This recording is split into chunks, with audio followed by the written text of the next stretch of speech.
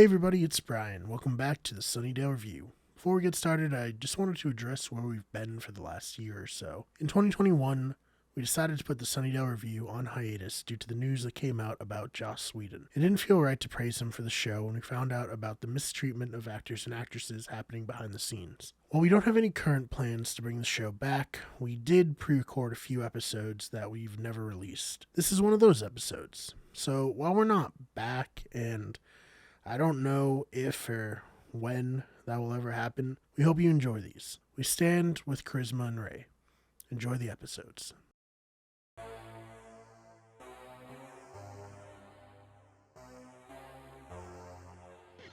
everybody, welcome back to the Sunnydale Review. I'm Brian. I'm Jillian. Jillian, how you doing?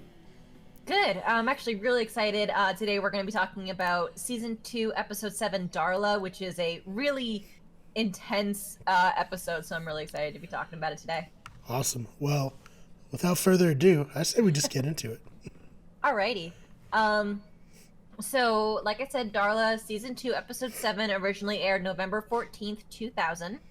Written and directed by Tim Minear. All right. So, see what Tim has for us. Yeah. So let's see. Episode opens with Angel sitting in his room. He's sketching Darla. Wesley comes to check on him. Wesley keeps asking them if there's anything on his if there's anything on his mind, and Angel keeps telling him no. Wesley seems unconvinced. Then the camera pans around, and it is revealed that Angel has been sketching Darla a lot. A lot. Oh, no. To the point where his entire bedroom floor is covered in discarded and crumpled sketches of her. Not great. Not what you want to see out of your fearless leader. No.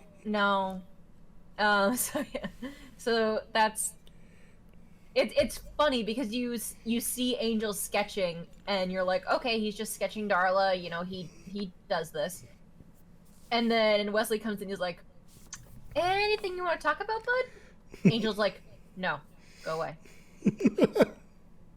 and Wesley's like, you sure there's nothing on your mind? He's like, no, go away.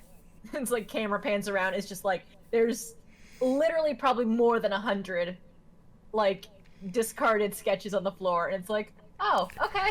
Yeah, very normal, healthy behavior. Yeah. So let's see. Cut over to Darla. Originally when I was watching this, I thought it was Lindsay's apartment, but now I just think it's like some random apartment that they put her up in. Yeah, definitely. Lindsay gets there to discover that the floor is littered with shattered belongings. She's also shattered like a big mirror that was up on the wall. Lindsay finds Darla, whose hands are badly cut and bleeding. Lindsay asks if something happened, and she said so many things happened, and she remembers them all, meaning she remembers all the years that she was a vampire and all the horrible things that she did. He's like, did something happen? She's like, a lot of things happened. Is there one specifically that you're asking about? Yeah, you know, the bill has become due, as Angel said would happen. Just took a little longer for Darla. Yeah, Lindsay is worried that maybe Darla wasn't ready to be sent to Angel. So, I mean, they had to get the ball rolling somehow. Right. And I don't know if it's Angel who triggered, like, her soul kind of starting to wear away at her, or if it was, you know, just she got over the PTSD of being able to come back, or of being brought back, and yeah, I'm not sure. Yeah. Let's see. Darla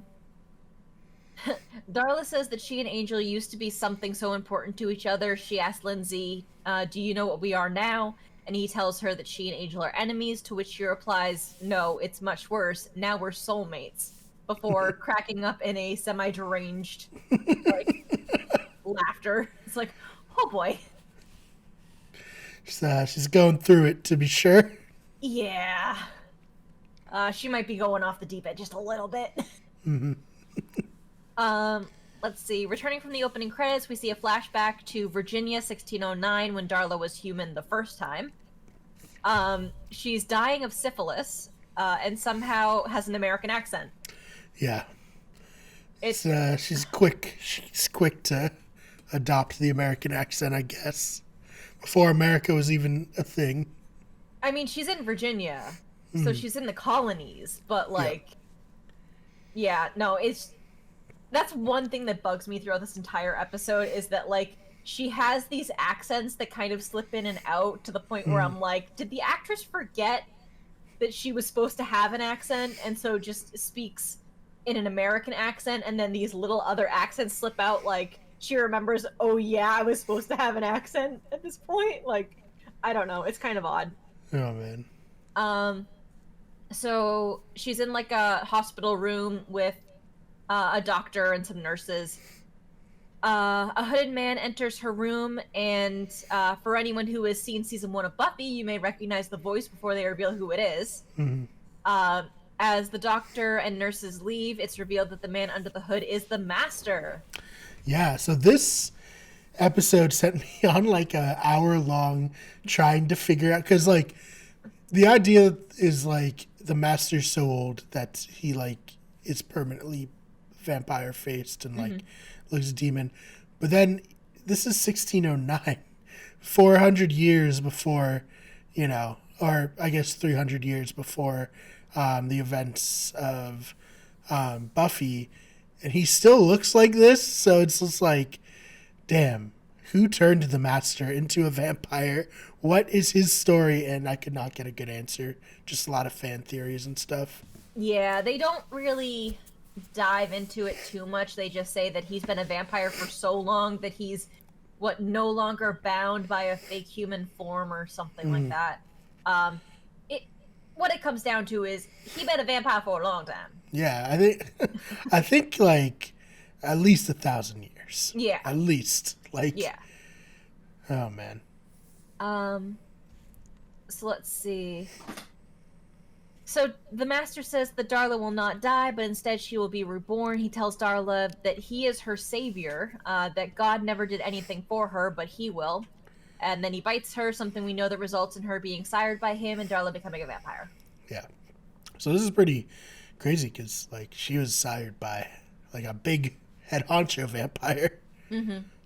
So interesting. Yeah. So let's see. So this episode, they keep kind of flipping back and forth between present day and flashback. So I did my best in my notes to kind of designate like where we are.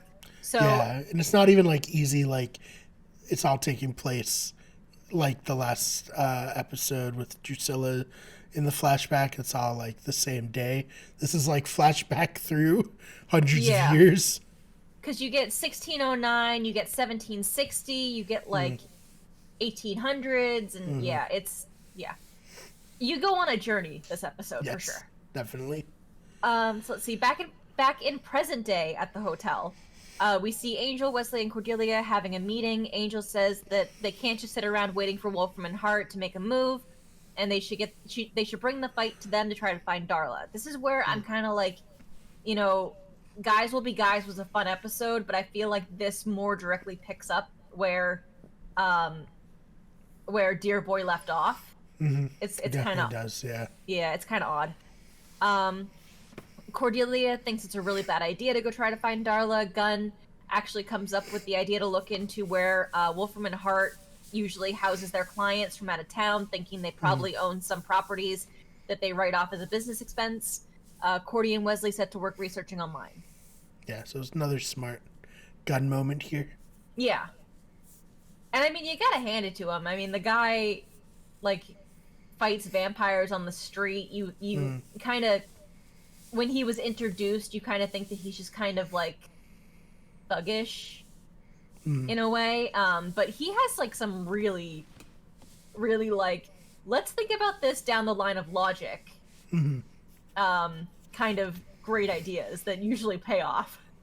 Yeah, and I think, like, the show definitely wanted to present him in, you know, a very stereotypical way in the first season. He has like a do-rag, you know, the way he talks. And then I think they really allowed like the actor to put more of himself into Gunn and to dress, you know, he still has like a flair, very bright colors, especially compared to like Angel, all dark colors. But, you know, he isn't as stereotypical as the show goes on, which I think is a good thing, definitely. As the first, like, main character person of color, like, in this series between the two shows, you know? Yeah. Yeah, So, no, that's fair. yeah. He's still not the one actually doing the research online, but No, he'll get he's there. just, He'll get there. right. So let's see. Flashback to 1760 with Darla introducing the newly sired Angelus to the Master for the first time. Darla says that Angelus's name would already be legend in his hometown if he had left anybody alive. So I mean, right there, they're already kind of setting up Angelus as a more of a character in this show. Yeah. Because, I mean, we saw a lot of him back over on Buffy, but for anybody who didn't see Buffy, like my friend Ken, who I will always give digs to because he refuses to watch Buffy.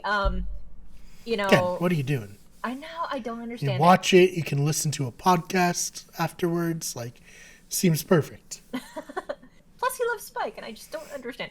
But anyway, sorry. You know, they're really kind of giving more insight into the Angelus, you know, soulless angel persona. Let's see. Angelus is rocking his Irish accent, but Darla sometimes has a British accent, but it's only there about 20% of the time. Yeah, I used to think that David Boreanaz does a kind of half-assed job with his accent, but then, yeah, like you said, you have Darla's accent, which is even more in and out than David Boreanaz. Yep. Let's see. Newly sired Angelus is still very egotistical, has no issue with insulting the Master's ways of living in the rat-infested sewers. The Master says that they do it as, like, a way to pay tribute to the old ones, which, I mean, dude, you are so freaking old. Yeah. How are the older ones older than you? But, yeah, Angelus starts trying to steal Darla from the Master, promising her luxury and a view and getting to do whatever they want. The Master starts beating him, but Angelus just keeps laughing. In the end, Darla decides to leave with Angelus, very much a metaphor for, you know, daughters who want freedom from their controlling fathers, and decide to run away with the cute boy instead. As they leave, the Master says that he gives them a century max. Yeah, so that was actually one of the theories, too, that he was turned by one of the old ones, and that's why he, like, has this kind of, like, cultish worship of the old ones. Again, I don't know if that's real. It's just what I read online during my hour-long desperately trying to figure out who turned the Master into a vampire. I mean, maybe he is an old one. Well, I think the old ones were the pure demons, right? Oh, maybe. That walked the earth before everyone. Before humans. That would make sense, but I mean, yeah, maybe we'll get to meet an old one. Who knows? I mean,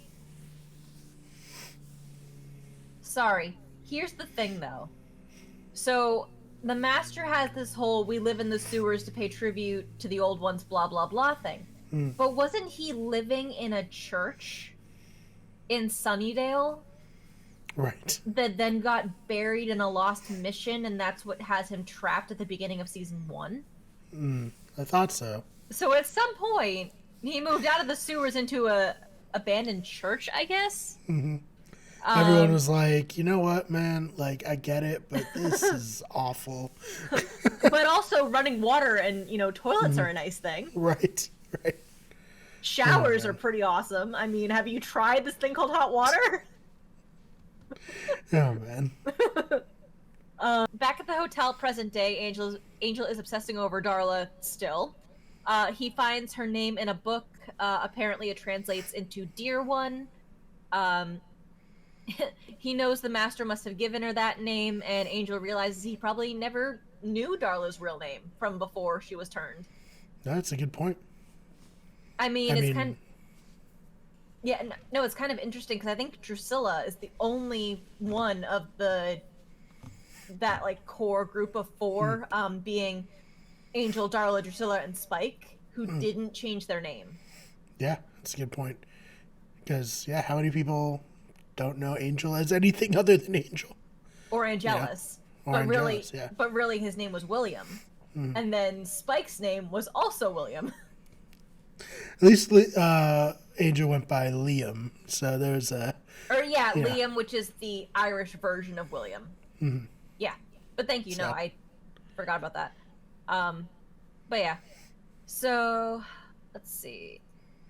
Wesley gives Angel a status update that they are looking for where Darla might be staying. Angel explains his fixation, that he killed Darla, but Wolfram and Hart brought her back. He says he needs to know why and why they brought her back human. Very much kind of like season 3 of Buffy when he was trying to figure out, like, why was I brought back from hell? He has this, like, kind of thing where he fixates on the why. Like, why did this happen? Let's see. Wesley floats the idea that maybe human was the only way that they could bring Darla back and be able to control her with any degree of success, because we know that vampire Darla, she ain't gonna be controlled by no man. It's true. Very true. Wesley voices a concern that maybe Angel's fixation on Darla is the reason they brought her back, to distract him and force his attention to be on finding her so that he's not focused on anything else. Angel initially laughs at this idea, but quickly realizes and admits that if that was their plan, it's working. Which I'm like, again, with the Guys Will Be Guys episode the last episode with the whole, like, them trying to distract him by the fake Mr. Miyagi. I'm like, why would they go from, ooh, let's use, what's the guy's name? Tishmaga? Yeah, the Tishmaga. Yeah, like, oh, let's use the Tishmaga as a distraction to pull him away from Darla. It's like, oh, let's use Darla to distract him from whatever else we're doing. I don't know. Right. I don't think it adds up. But yeah. But I mean, they're totally right that if, them using Darla to distract Angel was their plan, it's working in a big way. Yeah. At Wolfram and Hart, we see Lindsay bring Darla to his office. Holland walks in, says hello to Darla, and asks Lindsay for a word outside. Lindsay expresses concern about Darla, saying that Darla is displaying some PTSD-type symptoms and that he doesn't feel comfortable leaving her alone. Holland says she's way ahead of schedule, which takes Lindsay off guard. Holland says they'll have to accelerate their plans, but that they're ready, so Lindsay did the right thing with bringing her into the office, even though before it's what he was told not to do. Right. It's like, Holland's literally like, Lindsay, you weren't supposed to have her on the premises. What are you doing? Oh, she's having a hard time and I don't feel comfortable leaving her alone. Oh, okay, you did the right thing. She's ahead of schedule, blah, blah, blah. But it becomes very obvious that, so Holland offers no further details to Lindsay. Lindsay's like, what the hell's going on? What plan are you talking about? Blah, blah, blah. And Holland's like, that's not important. You did the right thing bringing her in. I would just recommend removing any potentially sharp objects from your office. Letter openers, ballpoint pens, anything with a sharp edge. And then he just kind of walks away, and Lindsay's just like, what the hell just happened and what the hell's going on? But does not attempt to find out any further information. It's fine. Flashback to 1880. We see the trio of Angelus, Darla, and Drusilla. Angelus and Darla have clearly taken on some weird semi-parental type structure with Drusilla. She calls Darla grandmother. Technically, she is Drusilla's grandsire. Darla clearly does not like being called grandmother. No. Drew expresses that she's lonely, and Angelus tells her to go find herself a playmate. They run into a still human Spike, who makes a fool of himself in front of the group, but Drusilla is kind of fascinated by him. So let's see. Flashback to present day.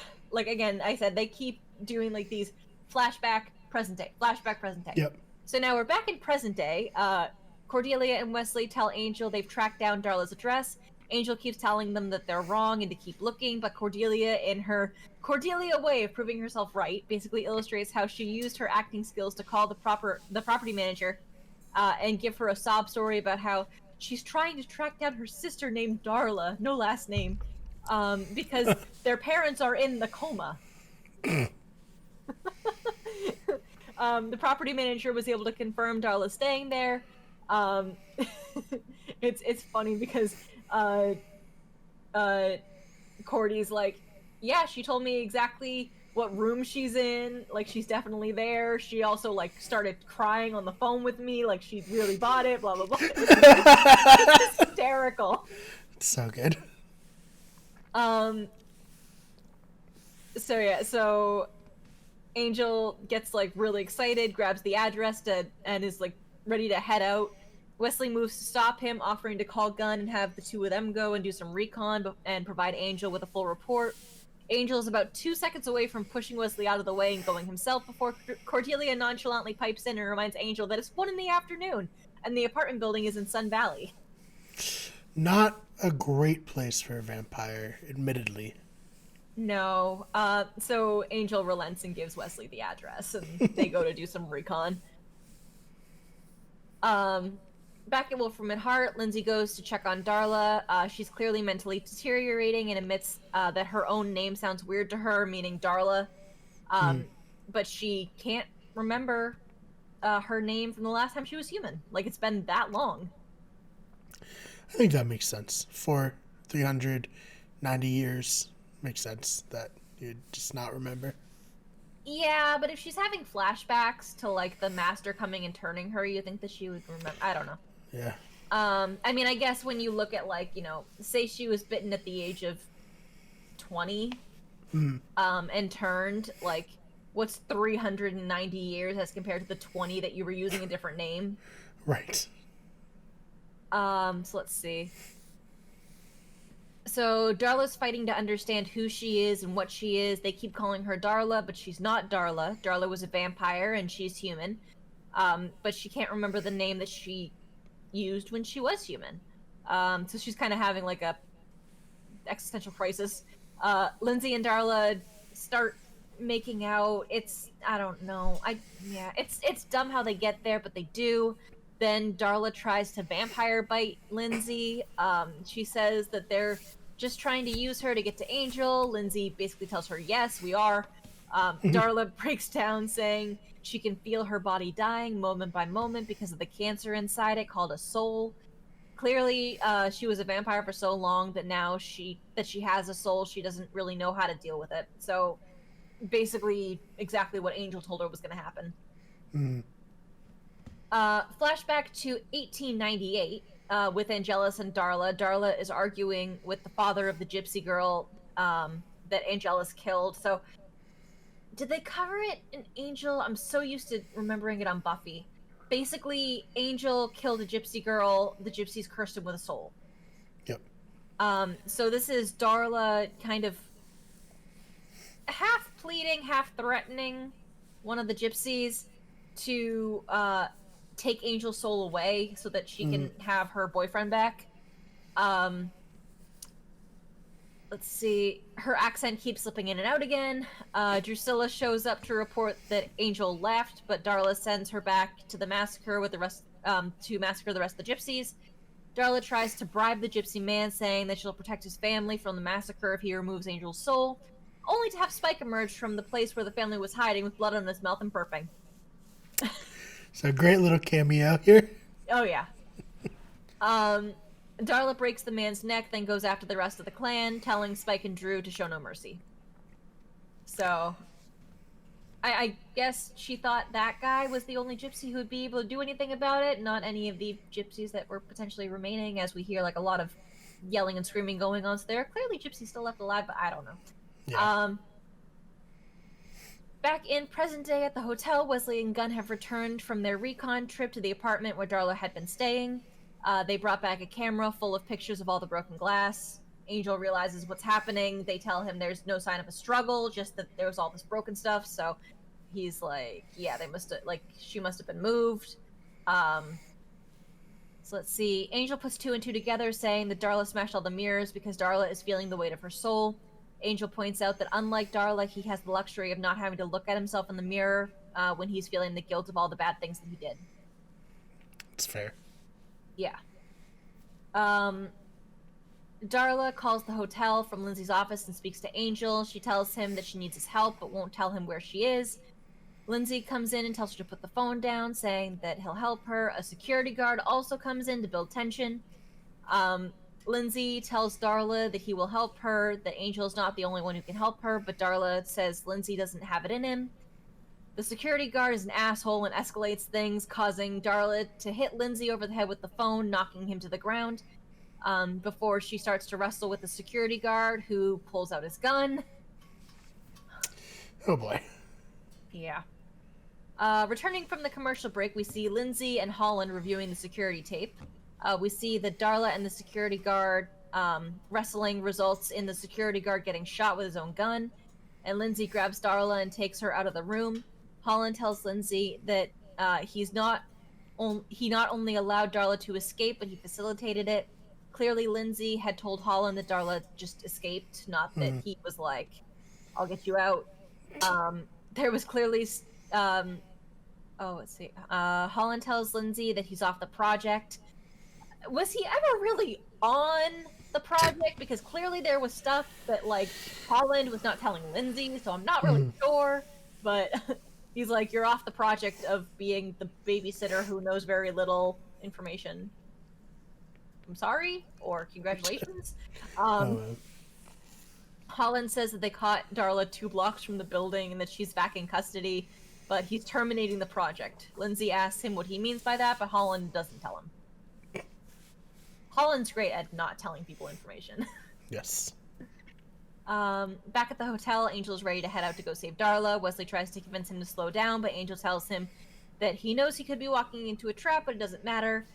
This is something he has to do because he's been through the whole soul torment thing before, but he had to do it alone. There's a really nice moment where Cordy says, but you're not alone. But he was alone. He was when it happened, so. Yeah. But Angel says that if he can save Darla and help her get through this, so she's not alone, he has to try. So he's trying to go be like the knight in shining armor for her. Which, I mean, I can appreciate. Yeah. So now we're doing a flashback to China, year 1900. This is during the Boxer Rebellion. So about 11 years since the last flashback we saw. Angel sneaks up behind Darla and weirdly grabs her by the face with dirty hands. Darla says, "You found me," suggesting she's been running or hiding from Angel. As they talk, she grabs a knife, turning on Angel, pushing him up against a wall with the knife to his neck. Darla asks him if this is why he tracked her down, to kill him and release his soul because he can't end his life himself. She says that he smells of rats because that's what he's been eating. He pretty much gives her permission to kill him, but she can't bring herself to do it. Angel says he wants a second chance to get back together with her and to have things the way they were.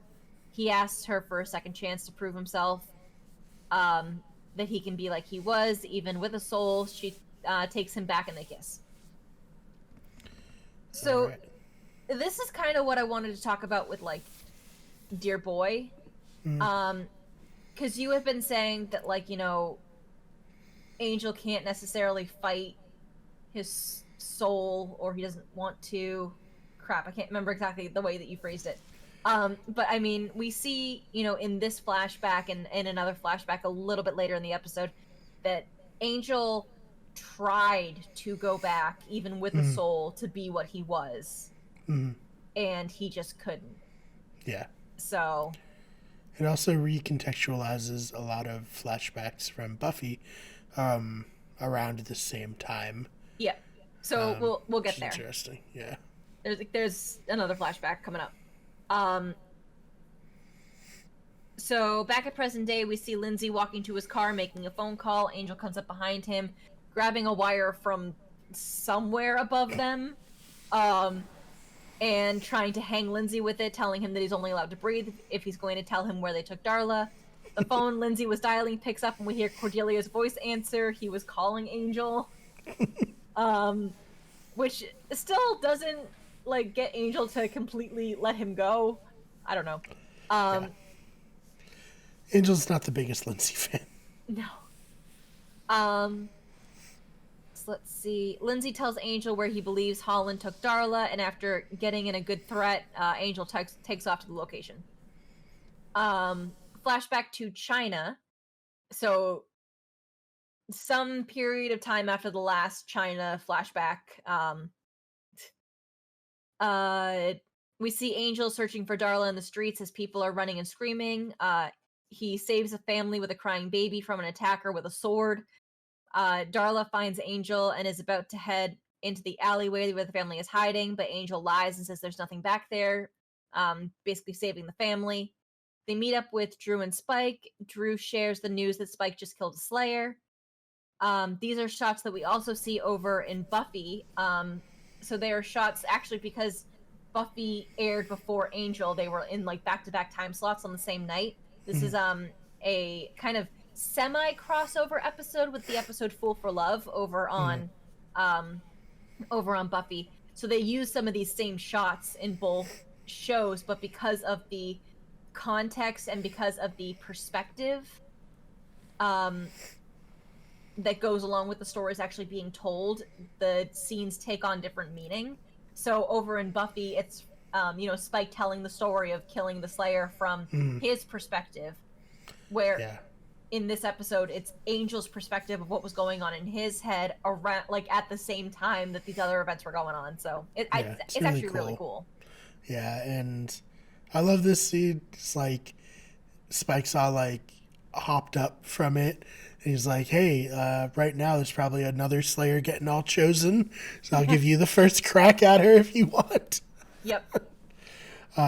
It's just really good. And Fool for Love is one of the best episodes of Buffy. So. Yeah. Such a good episode. So Angel tells Spike congratulations on killing his first Slayer, but clearly isn't as enthusiastic as he would have been about it pre-Soul.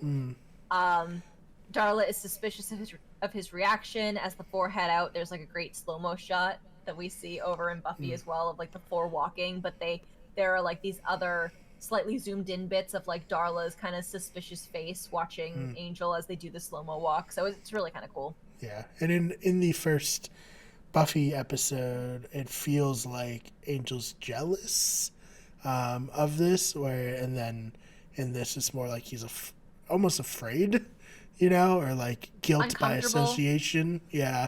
Like he brought, he's been kind of Spike's mentor through all this, and it's led to, he's kind of seeing the things that it's led to. So yeah, you don't see it in this episode, but like there was a point in time where Angelus and Spike were like really good friends. Yeah, best like, really bros. So yeah, let's see. At some point later, like a couple days later after, or maybe like a couple hours later, I don't know. It's not super clear. But Angel returns to Darla after a night of being out. She questions him about if he was out eating rats again. He tells her no. We learned that he has killed men in front of Darla since rejoining the group, but Darla calls him out that they've only been evildoers, rapists, murderers, criminals, etc. Those are the only humans that Angel will hunt now. So he has some sort of like moral code. Hi, can you not be like all over my desk right now? Go over on your blanket. Sorry. Cat problems. I didn't want him like brushing up against my microphone. Right. So let's see. So Darla calls him out for only killing evildoers. She has brought him a gift/test in the form of the baby that belonged to the family that Angel had saved earlier. Yeah, very dark. She tells Angel to kill the baby, but before we can see how the scene ends, we are abruptly back in present day. Darla is brought to like a bank, just like Lindsay said, and Angel arrives in the Angel Mobile to save her from the men who are going to try to shoot her. I guess that's what Holland meant by he's going to terminate the project, that they were just going to kill Darla. He beats the men up and saves Darla. She gets knocked out in the process of the fight. Right. So we catch up with Lindsay at Wolfram and Hart. He looks across the lobby and sees the security guard, the one he believed to have been murdered by Darla, the one who escalated things back in his office and got shot with his own gun. he sees that guy shaking hands with Holland. Lindsay heads upstairs to his office and Holland follows. Lindsay accuses Holland of playing him, which Holland just openly admits, saying that if Lindsay didn't believe it, Darla wouldn't believe it. And if Darla didn't believe it, then Angel wouldn't believe it. And Angel has to believe it. So, okay. It's like you stopped her from running to Angel so that you could make her think that she killed someone, Mm-hmm. and then let Angel save her, which still results in her being with Angel. Okay. Yeah. Not a great plan, Holland. It seems like a lot to have to go through to get her there. Mm-hmm. You could have just dropped her off outside, really. Right. So Lindsay asks Holland what his grand plan is for Darla, if it's to give Angel a perfect moment of happiness to get him to lose his soul, which Lindsay thinks Angel is too noble to let happen, because it would involve taking advantage of Darla. Holland says that his master plan is for Angel to try to save Darla's soul. So I think they think that Angel's gonna try to turn her. Back at the hotel, Darla wakes up from being knocked out in the fight earlier. Darla calls Angel Angelus and Cordy corrects her. Yeah. Darla says that she's lucky to have Angel there, someone who knows what she's going through. Darla asks Angel if he'll make the pain stop, offering her her neck. Angel's confused, but Darla begs Angel to turn her back to a vampire, into what she was before without a soul. Angel tells Darla that being human again is a gift, but Darla doesn't see it like that. Darla tries to guilt trip Angel, saying that she gave Angel eternal life before, and now it's time for him to return the favor. He tells her that what she did for him was not a favor, that she damned him, and he can't be responsible for doing that to her. We get abruptly thrown back to the China flashback with Darla, Angel, and the baby. Angel says that he can't kill the baby, that he can't seem to be what he is not, and that he's sorry. Darla tells Angel that he disgusts her, and Angel grabs the baby and flees, presumably to return the baby to its family, which I can't imagine are still alive if Darla found them and was able to take the baby in the first place. Yeah, maybe leaving it on a church or on a what would be the equivalent of a church in China during this time. Then he better ding dong ditch real fast, because you think Darla's not gonna follow him? Sorry about that. I knocked my headphones out of the computer. Oh no. So. But I mean, if Angel's gonna just leave the baby on a doorstep, he better ding dong ditch real fast, because you can't I know that Darla told him you disgust me, get out. But Darla's evil. Is she gonna give up the opportunity to have a baby? Right. Yeah. So then we flash back. Hold on. Then we flash back to present. I can't talk. And Darla is fleeing from Angel. He tells her not to leave, but she tells him not to look for her again and leaves the hotel. So basically, she gets upset when he won't bite her and sire her into a vampire again, and she just takes off. So yeah. She was there probably a grand total of about 30 minutes, 20 of which was her still knocked out. But yeah.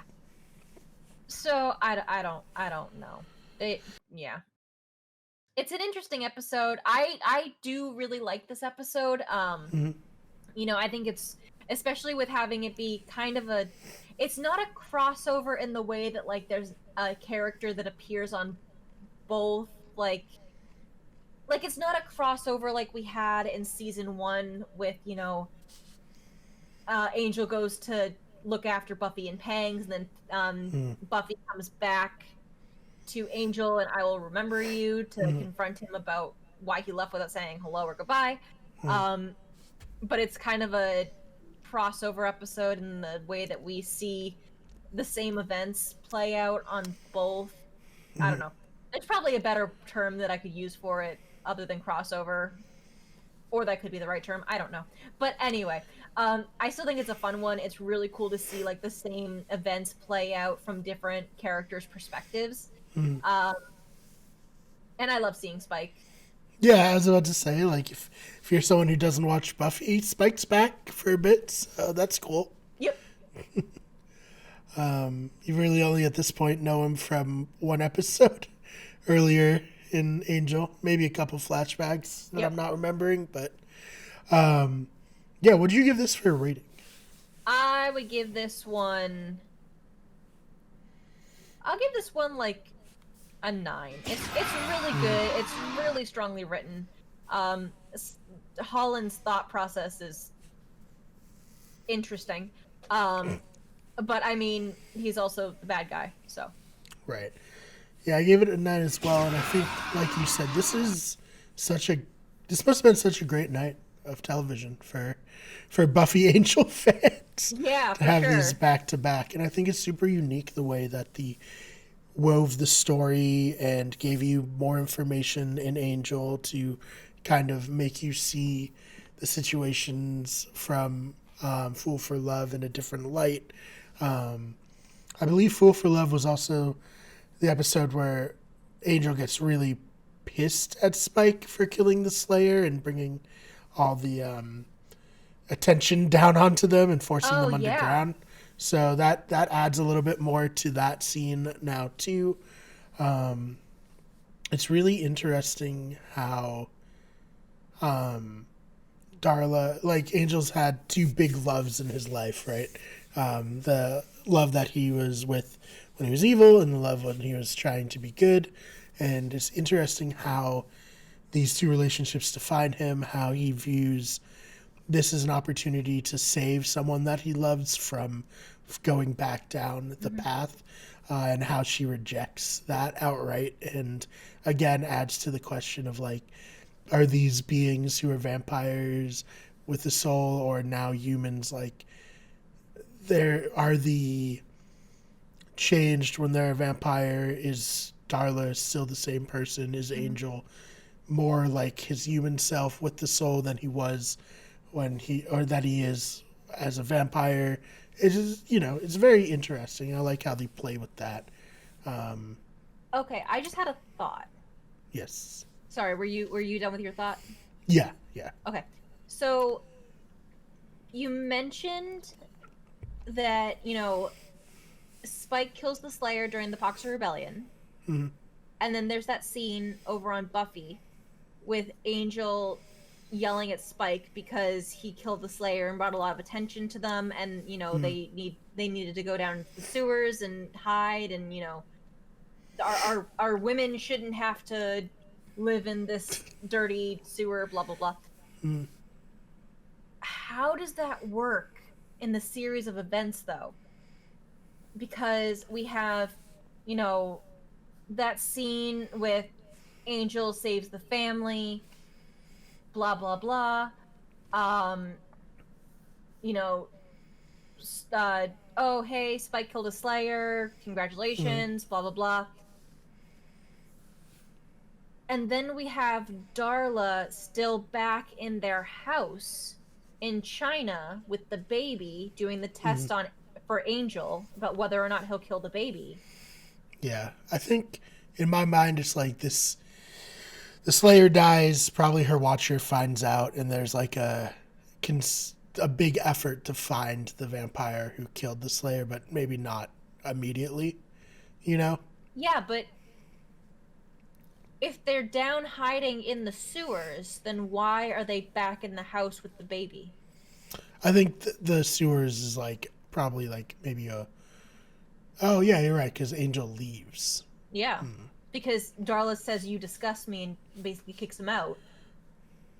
Yeah, no, I'm not sure. Because he's still with the gang when they're down in the sewers, but if Darla was able to go back and find the baby with that family, unless the family is just incredibly stupid and stayed cowering in that alleyway for days, right, to the point where they were able to go back home.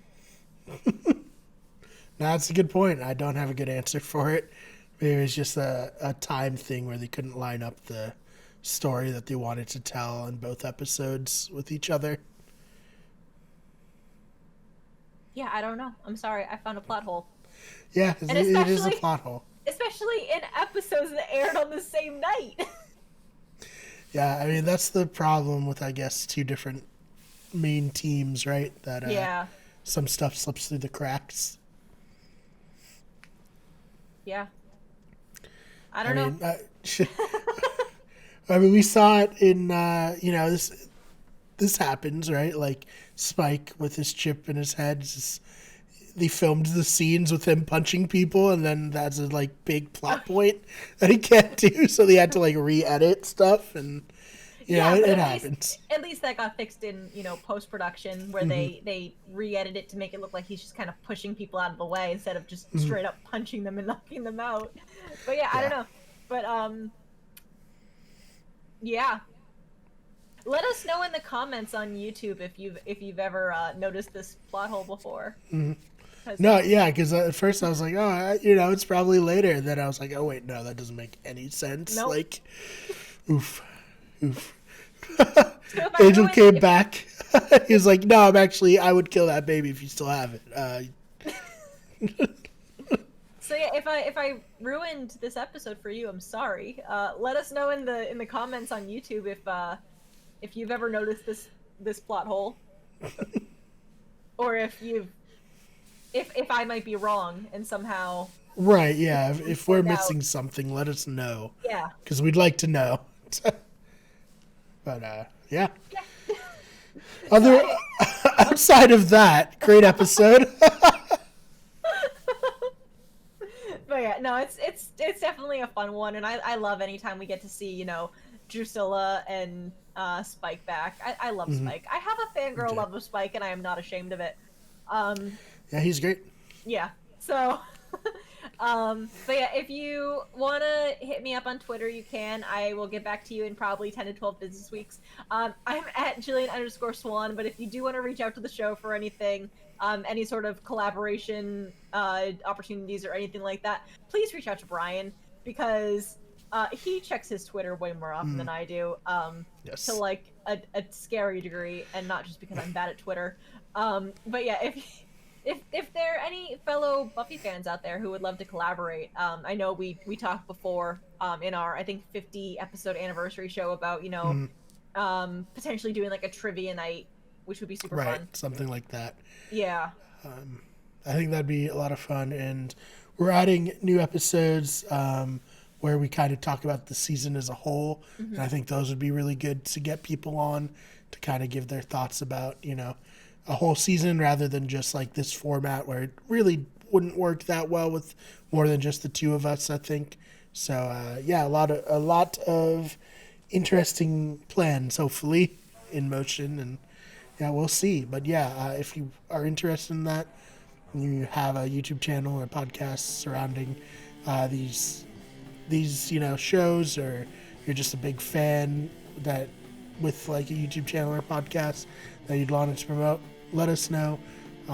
We'd love to do that, and you can find me on Twitter at @TheFakeBMar, the channel on Twitter at WGEverything, on Instagram at WickedGoodEverything, at Twitch at twitch.tv/WickedGoodEverything, and on TikTok at WickedGoodEverything. Remember to rate us on iTunes and Spotify. Tell your friends and enemies about the Sunnydale Review, and we will see you in the next one. The Sunnydale Review is a Wicked Good Everything production. The fan art of Buffy was created by Fishbone Art. The logo was created by Tamar Kutab. The original intro and outro song was created by Alex Carl.